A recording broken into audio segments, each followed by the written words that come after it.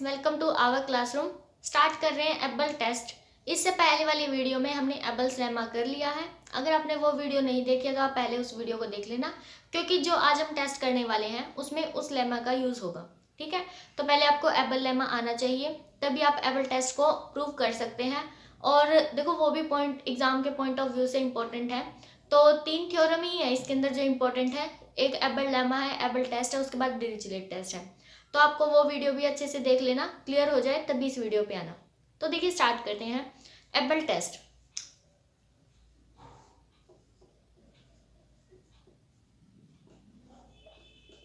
क्या कहता है एबल टेस्ट? अगर हमारे पास कोई भी एक सीरीज है इस फॉर्म की ए एन बी एन, मतलब कि अगर हम उनकी टर्म्स को मल्टीप्लाई में लिख पा रहे हैं अलग अलग, कि एक ए एन बना दी हमने, एक बी एन बना दी, और अगर हम उन ए एन और बी एन को आइडेंटिफाई कर पाए किस तरह से, such that summation A N and summation B N दो अलग अलग बना दी हमने उनकी सीरीज। तो अगर हमारे पास जो ए एन है, सपोज कीजिए अगर वो हमारे पास कन्वर्जेंट है, और अगर बी एन है वो मोनोटोनिक प्लस बाउंडेड है। ठीक है, तो इस तरह से अगर हमारे पास कोई भी सीरीज गिवन है तो उनकी जो मल्टीप्लाई आएगी summation of A N B N, वो हमेशा ही कैसी होगी? कन्वर्जेंट होगी। ये हमें दिखाना है। ठीक है, इसके बेस पे शायद हमने कुछ एग्जांपल्स किए थे, थ्योरम का प्रूफ अब करेंगे हम। तो स्टेटमेंट आपको अच्छे से क्लियर हो जानी चाहिए। कैसे लिखेंगे? If summation A N is convergent, summation B N is monotonic and bounded, then summation of A N B N is always convergent. ठीक है, ये हमारी एबल्स टेस्ट की स्टेटमेंट है। अब देखो हम प्रूफ कैसे करेंगे। हमारे पास जो समीशन ऑफ ए एन है वो कैसी है? कन्वर्जेंट है, और summation B N is monotonic and bounded. इसके कहने का मतलब क्या है कि समीशन बी एन का मतलब ये नहीं है कि हमारी जो सीरीज है वो बाउंडेड है, सीक्वेंस बाउंडेड है। ए एन जो ये सॉरी बी एन है वो कैसी है हमारे पास? Monotonic plus bounded. और जब हम सीक्वेंस में मोनोटोनिकली इंक्रीजिंग डिक्रीजिंग पढ़ रहे थे तब हमने देखा भी था अगर हमारे पास कोई भी सीक्वेंस मोनोटोनिक भी है और बाउंडेड भी है तो वो हमेशा कन्वर्जेंट होती है। तो इनडायरेक्ट वे में उसने यही कहा है कि जो हमारी बी एन है, सीक्वेंस की बात कर रहे हैं हम, जो बी एन है उसकी तो सीक्वेंस हमारी कैसी है? कन्वर्जेंट है, लेकिन जो ए एन है वो सीरीज हमारी कैसी है? कन्वर्जेंट है। ठीक है, इसमें सीक्वेंस की बात की है और इसमें सीरीज की बात की है, ये आपको ध्यान रखना है। आप ऐसा मत ले लेना कि अगर देखो ये भी कन्वर्जेंट है ये भी कन्वर्जेंट है, फिर तो मल्टीप्लाई करके क्या पता कन्वर्जेंट आ ही जाए। ऑलवेज हो सकता है ऐसा, लेकिन यहाँ पर ना देखो सीरीज की बात है, यहाँ पर सीरीज की बात है, लेकिन जो मोनोटोनिक और प्लस बाउंडेड दे रखा है ना वो हमारे पास सीक्वेंस का दे रखा है, ना कि सीरीज का। तो ये आपको थोड़ा ध्यान रखना है। तो देखो स्टार्ट करते हैं। प्रूफ करते हुए भी आप ऐसा मत कर देना कि हमारे पास वो सीरीज भी बाउंडेड प्लस मोनोटोनिक है और ये वाली भी, ऐसा नहीं है। इसमें सीक्वेंस है, इसमें सीरीज है। ठीक है, तो चलो स्टार्ट करते हैं। देखो अब कैसे करेंगे। अब हमारे पास है ना ये दो चीज गिवन है कि ए एन हमारी कन्वर्जेंट है और बी एन हमारी मोनोटोनिक प्लस बाउंडेड है। तो पहले बी एन का यूज कर लेते हैं। अब क्योंकि जो बी एन है ऐसे लिखना है, इसको समीशन का सिंबल नहीं लगाना, क्योंकि मैंने बताया है जो मोनोटोनिक प्लस बाउंडेड वाली कंडीशन है वो किसके लिए है? सीक्वेंस के लिए है। तो सीक्वेंस की नोटेशन इस तरह से होती है। अब क्योंकि जो हमारी बी एन है वो मोनोटोनिक भी है बाउंडेड भी है, तो मैंने आपको अभी अभी बताया वो हमारी कैसी हो जाएगी? कन्वर्जेंट हो जाएगी। तो सपोज कीजिए वो किस पे कन्वर्ज कर रही है, कोई भी एक नंबर लेट कर लेते हैं। हमने मान लिया जो बी एन है वो कन्वर्जेंट है टू द पॉइंट बी। ठीक है, से लिख लेते हैं। अगर इस पर ये कन्वर्जेंट है तो ऑब्वियस सी बात है अगर हमारी सीक्वेंस मोनोटोनिक है तो वो या तो इंक्रीजिंग होगी या वो डिक्रीजिंग होगी। अगर वो इंक्रीजिंग है तो वो किस पर कन्वर्ज करेगी? उसके ग्रेटेस्ट लोअर बाउंड पे करेगी, सॉरी लीस्ट अपर बाउंड पे। देखो b1 b2 b3 b4, अगर मान लो हमारी सीक्वेंस कैसी है? मोनोटोनिकली इंक्रीजिंग है। अगर इंक्रीजिंग है तो वो देखो कैसी होगी? नीचे से तो बाउंड है ही, अगर वो ऊपर से भी बाउंडेड है क्योंकि टोटली बाउंडेड दे रखी है। अब लोअर बाउंड तो हमें मिल गया, अपर बाउंड भी अगर हमें मिल जाए, यहाँ पर कोई भी एक नंबर है जिस पर वो कन्वर्स कर रही है बी पर, तो सीधी सी बात है जो उसकी सारी टर्म्स है वो यहाँ पर आकर गैदर हो जाएंगी। तो हमारे पास है ना देखो वो किस पे कन्वर्स करेगी? ऑलवेज जो उसका लीस्ट अपर बाउंड आएगा। ठीक है, तो अगर हमारी बी एन कैसी है?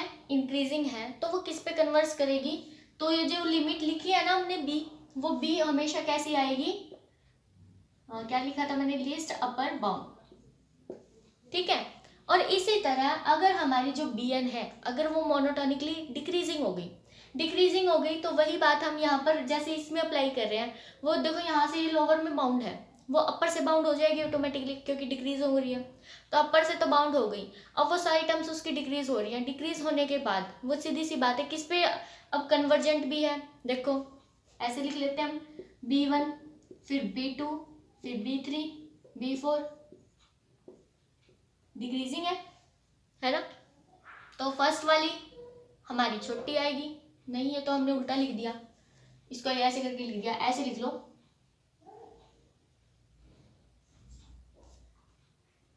हाँ B5, ठीक है। अभी हमारी डिक्रीजिंग होगी, B1 हमारी बड़ी है, उससे B2 हमारी छोटी टर्म आ गई, फिर B3 फिर B4 B5 ऐसे चलता रहेगा। अब देखो सबसे बड़ी टर्म हमारी B1 है, लेकिन हमारे पास जो Bn है वो मोनोटोनिक और बाउंडेड दे रखी है। बाउंडेड होने का मतलब क्या होता है कि ऊपर से भी बाउंड है नीचे से भी बाउंड है। ऊपर से तो हमें मिल गया, अब नीचे से देखो जो हमारा लोअर बाउंड है वो हमने मान लिया ये बैरियर है, इससे क्रॉस नहीं करेगा वो, तो इसकी सारी टर्म्स यहाँ पर अगर गैदर हो जाएंगी तो यही हमारा पॉइंट है, वो क्या आ जाएगा, B आ जाएगा। तो इसी तरह अगर हमारी जो Bn है वो इंक्रीजिंग है तो वो लीस्ट अपर बाउंड पे जाके कन्वर्ज हो रही है। अगर हमारी Bn डिक्रीजिंग है तो वो किस पे जाके कन्वर्स करेगी, उसके ग्रेटेस्ट लोअर बाउंड पे, ठीक है। तो हमारा जो B है वो क्या आ जाएगा, ग्रेटेस्ट लोअर बाउंड। क्लियर, क्योंकि मोनोटोनिकली में देखो दो केस तो बनेंगे ही बनेंगे, या तो इंक्रीजिंग हो सकती है या फिर वो डिक्रीजिंग हो सकती है। तो हमने वही केस दोनों आपकी बुक में भी लिखे हुए हैं, आप उसको अच्छे से समझ सकते हैं कि उसने किस तरह से लिखा हुआ है, ठीक है। तो इसको एक सिस्टमेटिक वे में लिख लेते हैं, ये तो आपको समझाने के लिए हो गया। देखो अब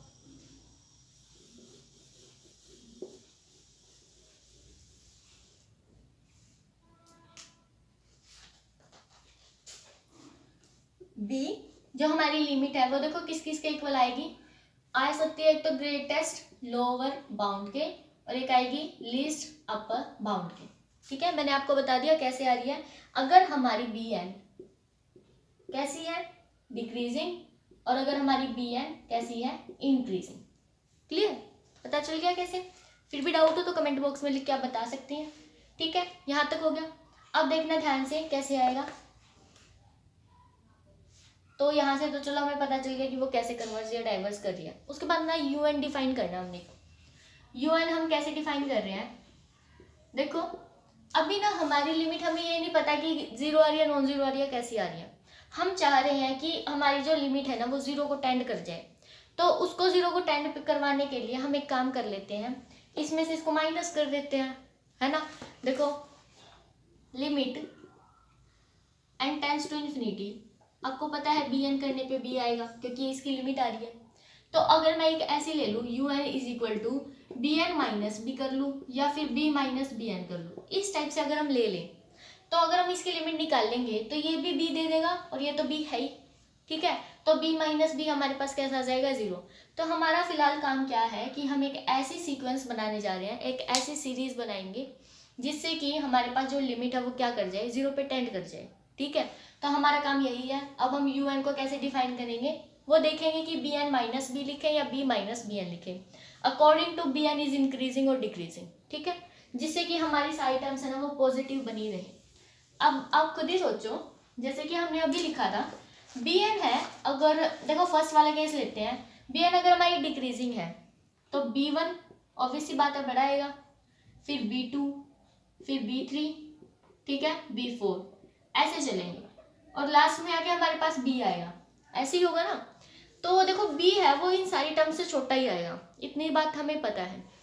तो इन जर्नल अगर हम Bn लिखें तो वो क्या आएगा, ऑब्वियसली बात है बड़ा आएगा या फिर इक्वल आ सकता है किसके, B के। तो अगर मुझे पॉजिटिव टर्म्स बनानी है, पॉजिटिव टर्म्स बनाने का मतलब क्या है कि बड़े में से छोटे को माइनस करना पड़ेगा, तो हम लिखेंगे Bn minus B greater than equal to zero, ठीक है। तो अगर हम डिक्रीजिंग ले रहे हैं तो डिक्रीजिंग में हम क्या लिखेंगे, Bn minus B when Bn is decreasing. और इसी तरह अगर हम इंक्रीजिंग का केस ले रहे हैं तो हमारे पास B1 B2 B3 B4 किस तरह से बनेंगी, ये वाले सिंबल्स आ जाएंगे, हमारी जो टर्म्स है वो इंक्रीज होती रहेंगी। और देखो यहाँ पर किस पे कन्वर्स कर रही है, B पे कन्वर्स कर रही है, तो B क्या होगा, इन सारी टर्म से बड़ा होगा, ठीक है। तो इन जनरल अगर हम लिखे तो बी एन क्या है हमारा, ऑलवेज स्मॉल आएगा बी से। फॉर ऑल के लिए ही बात हो रही है, फॉर ऑल एन, ठीक है, फॉर ऑल एन के लिए हो गया। अब यहाँ पर अगर आप देखो इसको भी 0 से बड़ा बनाना चाहते हो तो यहाँ पर ऐसे करना पड़ेगा आपको, b minus B n. Clear हो गया ना डिफरेंस क्या है, कि हमें कहाँ पर तो बी एन माइनस बी लेना है और कहाँ पर बी माइनस बी एन लेना है। तो यहाँ पर हमारे पास ये आ गया।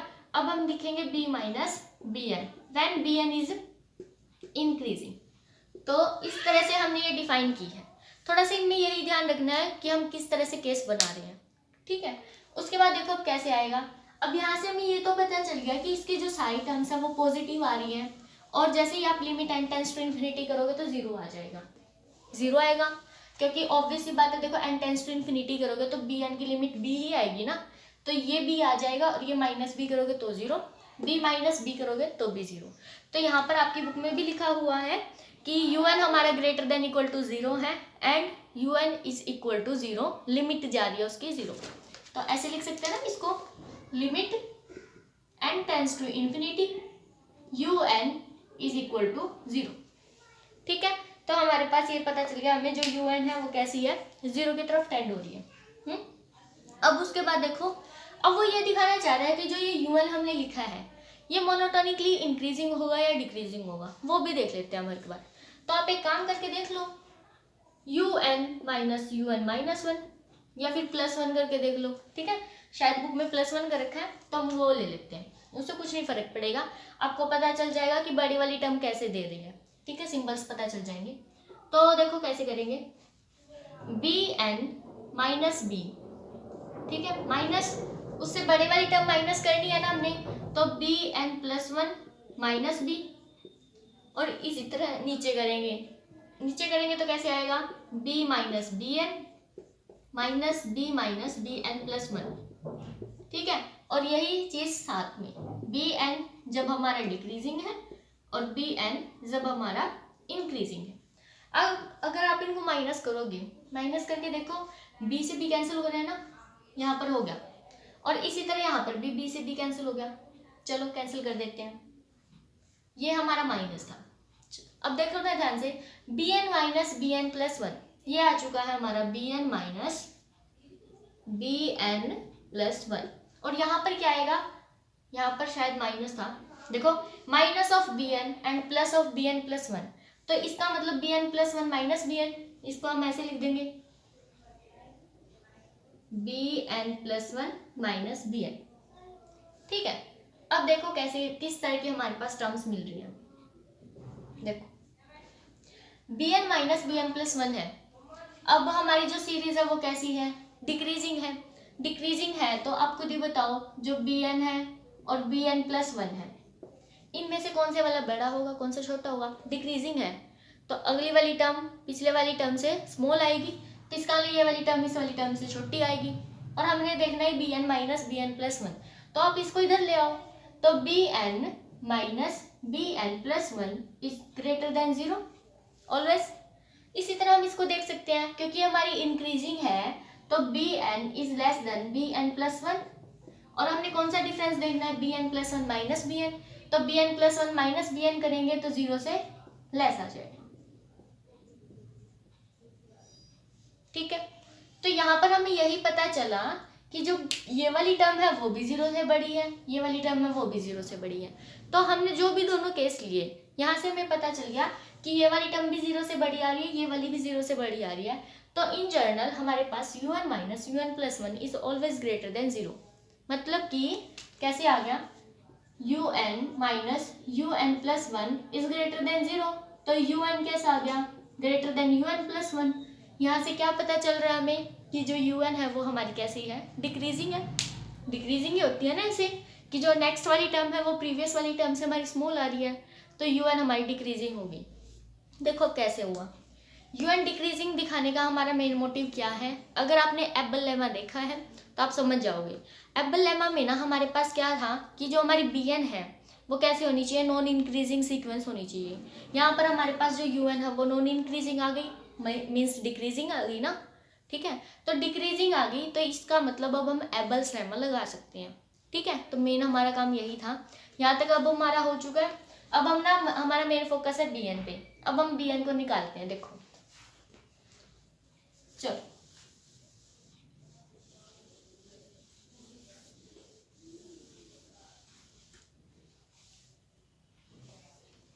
यहां से आप इसको निकालना है, ठीक है, bn को निकालना है with the help of un। अब केस बना लेते हैं, जैसे कि इसमें बने हुए हैं un is equal to bn minus b and un is equal to b minus bn, ऐसे ही बने हुए हैं ना। जब bn हमारे डिक्रीजिंग है, व्हेन bn इज डिक्रीजिंग, और यहाँ पर व्हेन bn इज इंक्रीजिंग, इस तरह से हमारे केस बने हुए हैं। तो आप यहाँ से bn की वैल्यू निकाल सकते हैं। bn हमारे पास क्या आएगा, bn is equal to un plus b when bn is decreasing, और यहाँ से bn को अगर मैं निकालना है, इसको इधर ले आएंगे, इसको इधर ले जाओ, bn is equal to b minus un, ठीक है, व्हेन bn इज इंक्रीजिंग। तो इस तरह से हम इसको भी लिख सकते हैं, जिस तरह से इसको लिखा है, bn इज इक्वल टू, पहले तो लिख लो b प्लस un, फिर लिख लो b minus un when bn is decreasing, when bn is increasing। देख लेना कहीं मिस्टेक तो नहीं की हमने, मेरे को तो ठीक लग रहा है, ठीक है। चलो आगे स्टार्ट करते हैं। अब यहाँ तक हो चुका हमारा, ठीक है, bn हमारी आ गई है, हाँ ठीक चल रही है। अब देखो, अब हमने क्या करना है, अब हमें तो दिखाना है ना an bn के बारे में, an कैसी है, मतलब an इंटू bn कैसी है, ठीक है। देखो an इंटू bn की तो बात करनी है, कन्वर्जेंट आएगी या नहीं आएगी, मतलब प्रूफ करने की कन्वर्जेंट आएगी। तो हम क्या करेंगे, पूरे को ना an से मल्टीप्लाई कर देंगे, फिर देखते हैं क्या आएगा। पहले an कर दो, n से मल्टीप्लाई करेंगे, an, इधर भी an, यहाँ पर भी an और इधर भी an, ठीक है, इतना आ गया। अब हमने क्या करना है, देखो समीशन है, सीरीज है, तो समीशन भी लगा दो। समीशन लगाएंगे ना तो इधर ऐसे आ जाएगा, समीशन समीशन समीशन, इधर भी और इधर भी, ठीक है। इधर ना देखो b और b तो हमारे कैसे हैं, कांस्टेंट है, इनको हम बाहर लिख सकते हैं। तो यहाँ से हमारे पास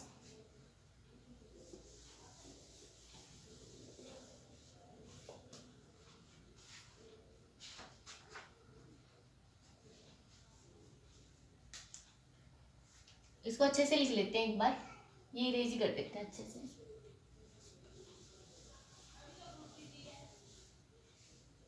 summation an bn is equal to, b बाहर ले लेते हैं, b summation of an plus summation of un an, ठीक है। इसी तरह इसको लिख लो, b summation of an minus summation of an un लिख लो, an लिख लो, कोई फर्क नहीं है उसमें। तो when bn is decreasing, when bn is increasing। अब देखना कैसे करना है हमारा ना, देखो मेन काम क्या है, इसको कन्वर्जेंट दिखाना। अगर हमने इन सबको कन्वर्जेंट दिखा दिया, क्योंकि ये तो इसके इक्वल है, ठीक है, तो कन्वर्जेंट का सम भी कन्वर्जेंट होता है और सबट्रैक्शन भी कन्वर्जेंट ही होता है। तो हमारा मेन काम ना यहाँ पर यही है कि अब हमें इनको दोनों को, जो समीशन प्लस में है और जो माइनस में है, इनको हमें कन्वर्जेंट दिखाना है। स्टेटमेंट में एक चीज तो थी ही कि जो हमारी an है वो कैसी है, कन्वर्जेंट, इसका मतलब ये तो कन्वर्जेंट ही है, ये भी कन्वर्जेंट है। और अगर आप इसके किसी कांस्टेंट से मल्टीप्लाई करोगे तो कन्वर्जेंस पे कोई फर्क नहीं पड़ता, तो हमारी कन्वर्जेंट तो ये आ ही गई, ठीक है, ये वाली चीज तो आ गई। हमारा काम है इसको दिखाना। इसको दिखाने के लिए अब हमें किसका यूज करना है, एबल लेमा का। जैसा कि मैंने आपको स्टार्टिंग में ही बताया था, हमें इसके अंदर किसका यूज करना है, एबल लेमा का यूज करेंगे। तो देखो कैसे करेंगे, समीशन ऑफ un an, इसको हमें क्या दिखाना है, कन्वर्जेंट, ठीक है, दिखा सकते हैं। चलो हाँ, एक काम करते हैं, हमारे पास an कन्वर्जेंट है, अगर an कन्वर्जेंट है तो coaches general principle of convergence लगा सकते हैं कि यहाँ से हमारे पास ऐसे आ जाएगा an प्लस 1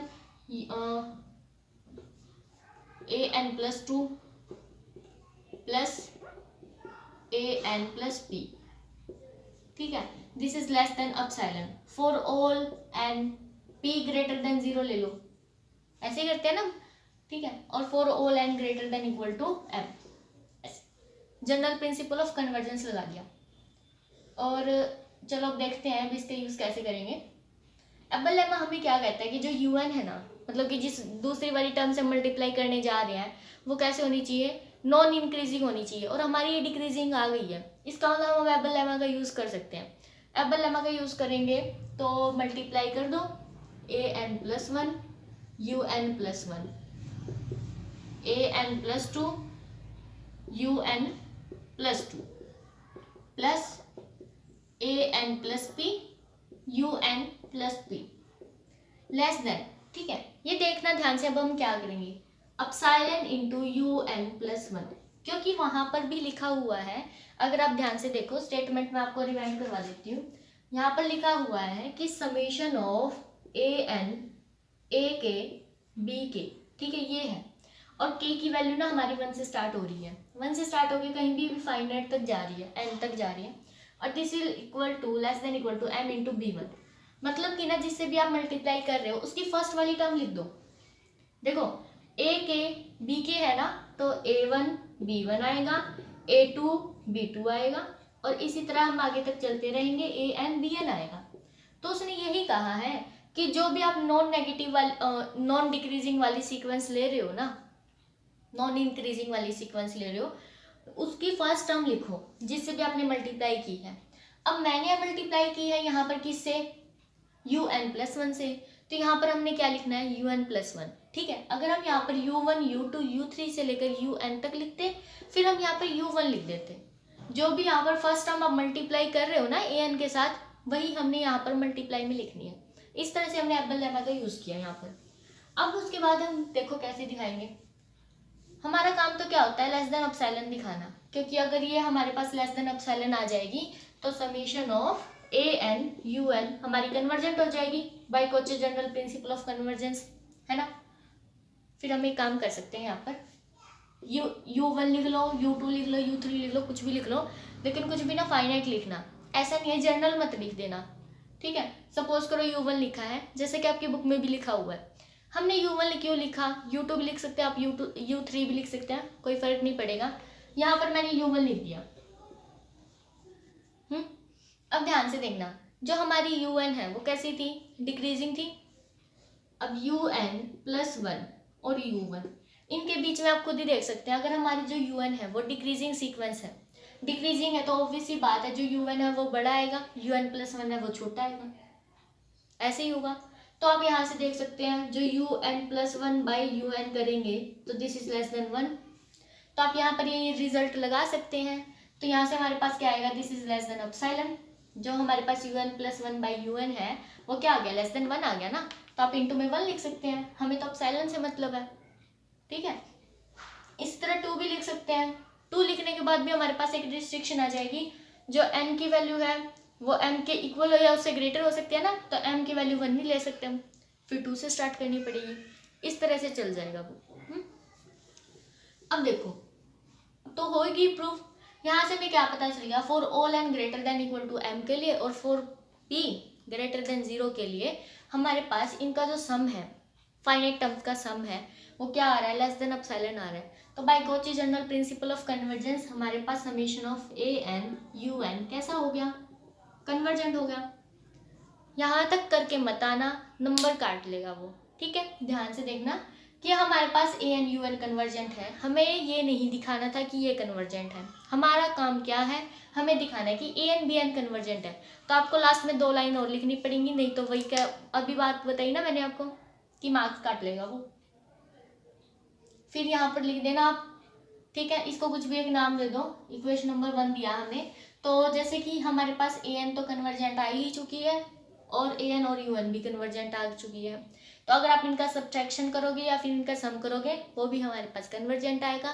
तो देयरफॉर हमारे पास ए एन बी एन क्या आ गया, कन्वर्जेंट। यही हमें प्रूव करना था। ठीक है, तो इस तरह से आप इसको प्रूव कर सकते हैं। मेन काम क्या है, सबसे पहले आपको मेन फोकस किस पे करना है, यू एन पे। ठीक, यू एन निकालो, यू एन को फिर आपने दिखाना है कि डिक्रीजिंग है, डिक्रीजिंग दिखाने के बाद फिर यू एन की हेल्प से बी एन निकालेंगे, बी एन को फिर हमने क्या करना है, ए एन से मल्टीप्लाई करना है, ए एन निकालने के A N you N B N निकालने के बाद फिर हमने क्या दिखाना है कि जो हमारी A N into u N है वो कैसी आएगी, एबल्स लेमा की हेल्प से, वो हमारी Cauchy general principle of convergence की हेल्प से कन्वर्जेंट आ जाएगी।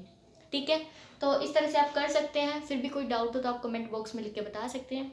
मोस्ट इंपॉर्टेंट थ्योरम है, छोड़ना नहीं है इसको। ठीक है, इससे पहले वाली को भी नहीं छोड़ना है, एबल्स लेमा को। और जो नेक्स्ट थ्योरम नेक्स्ट वीडियो में हम करेंगे डिरिचलेट टेस्ट, उसको भी नहीं छोड़ना है। मोस्ट इंपॉर्टेंट है, ये तीनों करोगे ना, एक तो आ ही जाती है, 99% आ ही जाती है। फिर कोई डाउट हो तो बता देना कमेंट बॉक्स में लिख के। Thanks for watching.